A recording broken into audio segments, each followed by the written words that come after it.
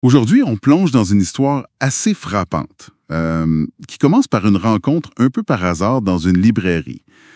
Un écrivain, Joseph Lavant, se fait inviter à jaser avec un groupe lié à une église. C'est ça. Puis ça part de là pour soulever des questions profondes sur notre rapport à la violence puis à la moralité. Exact. Lavant, qui écrit sur la vie et l'art de vivre, se retrouve un peu sur le spot. Oui, puis il commence fort. D'entrée de jeu, il affirme au groupe que pour lui, la violence puis le meurtre, c'est inacceptable. Genre, jamais, en aucune circonstance. Ouf, pas de nuance, rien. Ça a dû faire réagir, j'imagine. Ben oui, c'est pas long qu'un adolescent lève la main, puis il pose le dilemme, tu sais, le classique. Qu'est-ce qu'on fait si un homme pointe une arme sur la tombe d'un enfant? Ah, la question qui coince. Et Lavant, au lieu de répondre direct... Il la retourne au groupe, il leur demande « Vous feriez quoi? » Et là, la réaction des adultes? Assez intense. Majoritairement, la réponse fuse « Tuer l'homme.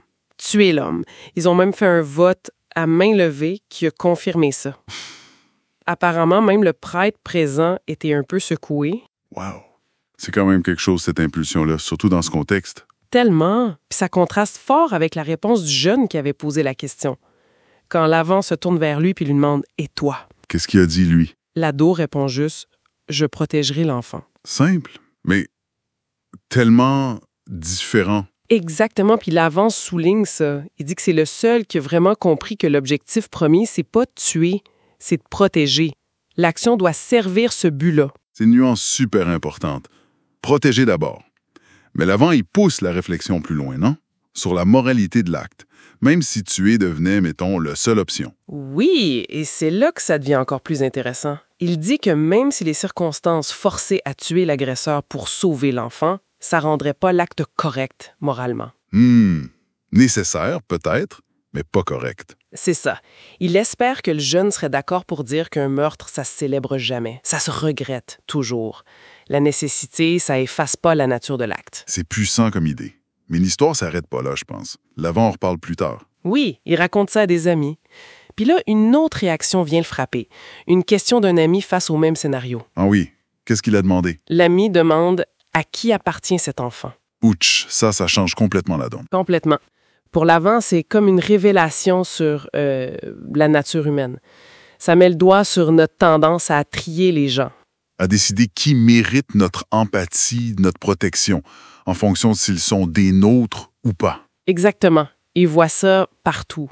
Il parle d'une insection généralisée, tu sais, en politique, sur les réseaux sociaux, dans les médias, cette mentalité de nous contre eux. Puis la conséquence, c'est quoi? C'est que la souffrance des autres, elle devient acceptable. Ou du moins plus facile à ignorer. Ouais, on pense à côté dans la rue, on scrolle sur nos téléphones, on change de poste quand ça devient trop confrontant. L'apathie, quoi. L'indifférence. Puis des fois, c'est pire, comme il dit. On peut même participer au mal, ou juste rester là à rien faire pendant que ça arrive. Cette déconnexion-là, elle permet ça. C'est troublant. Et Lavant, il s'exclut pas de ça, il me semble. Non, pas du tout. Il admet se poser lui-même ces questions-là. À qui appartient cet enfant? À quel point ça devrait me toucher? C'est quoi mon obligation là-dedans? Des questions qui nous renvoient à tous, finalement. C'est une invitation à l'introspection, c'est sûr. Sur cette facilité qu'on a à déshumaniser ou juste à minimiser la douleur de l'autre parce qu'il est différent ou loin. Puis au bout du compte, il revient à l'adolescent du début. Oui, il le remercie même s'il est anonyme, parce que sa réponse si simple, « Je protégerai l'enfant », tranchait tellement avec la réaction violente des adultes.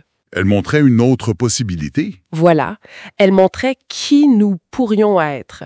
Donc ce qu'on retient, c'est ce contraste fort entre la violence instinctive et la sagesse qui vise à protéger. Oui, puis surtout cette question hyper dérangeante. À qui appartient cet enfant? Elle révèle comment on conditionne notre empathie, notre sens du devoir. Ça laisse matière à réflexion, c'est certain. Comment cette dynamique-là, ce tri, se manifeste dans nos propres vies, dans nos jugements au quotidien. Jusqu'où va notre responsabilité envers les autres, surtout ceux qui ne sont pas dans notre cercle immédiat? Une question fondamentale à se poser, je pense.